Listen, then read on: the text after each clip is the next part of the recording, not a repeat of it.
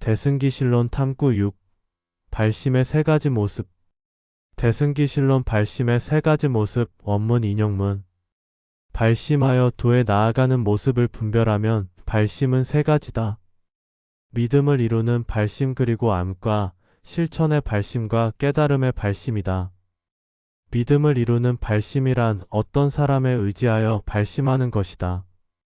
암과 실천의 발심은 업의 과보를 믿고 10가지 선을 일으키며 생사의 고통을 싫어하는 발심이다. 깨달음의 발심이란 위없는 깨달음을 구하여 모든 대각을 만나 직접 받들어 공양하고 신심을 수행한다. 일만 겁을 지나서 신심을 이루므로 모든 대각과 정사들이 가르쳐서 발심케 한다. 혹은 큰 자비를 쓰기 때문에 스스로 발심한다.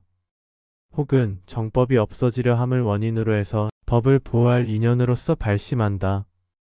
이처럼 신심을 이루어 발심한 사람은 필경에 물러나지 않으니 열애 중에 머물러 바른 원인과 상응한다고 이름한다. 원문 끝. 그러면 발심의 세 가지 모습에 대한 본문 내용을 한 문장씩 해석해보자. 이 길을 가려고 처음 마음먹고 발심하는 경우는 세 가지다. 믿음을 통한 발심과 알고 실천을 통하여 발심하는 경우와 깨우침을 통하여 발심하는 경우이다. 믿음을 통한 발심이란 선지식의 말을 믿고 따르면서 생기는 발심이다. 암과 실천의 발심이란 업에 의한 인과 법칙을 알고 선을 행하며 생사의 괴로움에서 벗어나고자 할 때 생기는 발심이다. 깨달음의 발심이란 높은 깨달음을 구하고자 선지식을 모시고 자신의 몸과 마음을 닦는 수행하는 발심이다. 이렇게 1만겁 동안 신심을 내기에 모든 선지식이 발심하도록 돕는다. 그 외에 모든 만물의 대자비심을 스스로 내어서 발심하는 경우와 말세의 불법이 사라지려고 할 때 불법을 보호하려고 발심한다.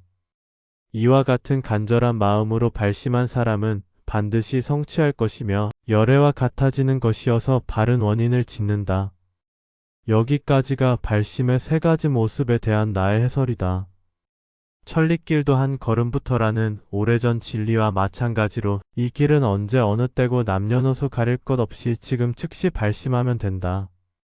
화엄경에서 십지보살 중 맨 처음 초발심하는 환희지처럼 처음 발심하게 되면 환희심이 생기기 마련이다.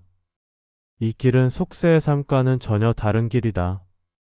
본문에서는 이전의 삶과는 전혀 다른 길을 가게 하는 동기인 발심하게 되는 세 가지 방법에 대해 알려준다. 선지식의 말을 믿고 의지하여 따르고자 하는 발심과 업에 의한 인과 법칙을 알고 선을 행하며 생사를 벗어나고자 일으키는 발심과 높은 깨달음을 구하고자 자신의 몸과 마음을 수행하고자 하는 발심이다. 어떤 방법이 되었든지 간에 스스로 발심하여 일단 이 길의 첫 발을 디디는 것이 중요하다.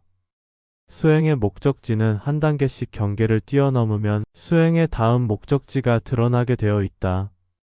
자신이 인식 못할 뿐이며 이 길은 수많은 윤회를 거쳤지만 아직도 윤회에서 벗어나지 못한 자신과의 승부다.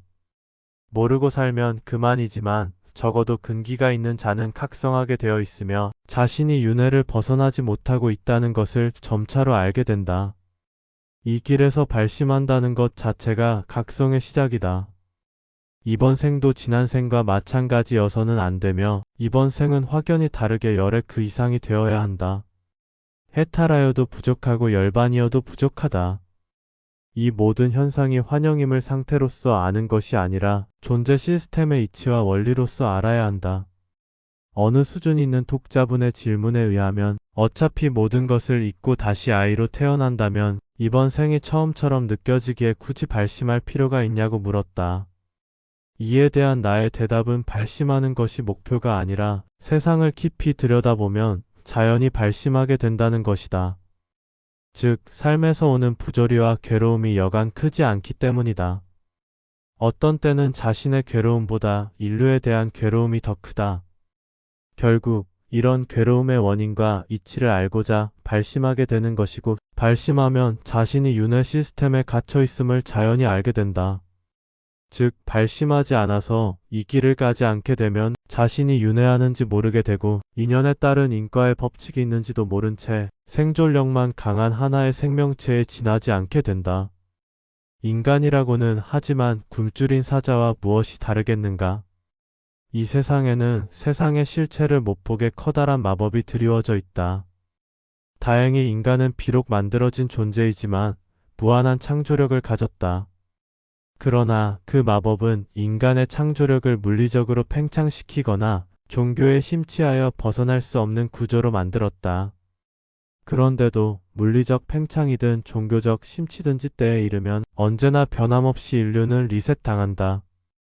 마법사가 펼쳐놓은 제망의 그물과 속임수를 간파한다는 것은 이 길에서 초발심하여 마침내 존재 시스템이 드러나기 전에는 불가능하다. 모든 선지식의 깨우침은 초발심부터 시작된 것이며 초발심하여 이 길을 가다 보면 크게 각성을 하게 되어 자신이 가고 있는 이 길이 유일하게 숙제를 마치는 길임을 알게 된다. 수행이 깊어지다 보면 크게 깨치는 대오도 만나고 모든 것이 비어버린 텅 빈 공성도 알아서 해탈도 만나며 본래의 청정함 그대로여서 완벽한 열애장과 불성도 만나고 자신의 윤회의 본체인 숨겨진 영혼인 참나도 만난다. 또한 의식의 경계 너머에 서서 상라가정도 만나고 거대한 마법과 같은 존재 시스템의 4가지 기둥인 인과 법칙과 윤회 법칙과 지구 정원 배터리와 창조의 시나리오도 만나고 모든 것이 소멸한 듯한 유여 열반도 만나고 비존재가 되는 완전한 소멸인 태초의 본래의 무도 만난다. 그런 모든 만남을 뒤로하고 존재에서 벗어나려면 사랑과 공포에 물들지 않고 본래의 청정함을 가져야 하며 대상에 대한 미련과 집착이 사라져야 하고 모든 만물과 현상은 환영임을 알아차려야 한다. 이것이 무여열반에 이르는 길이다.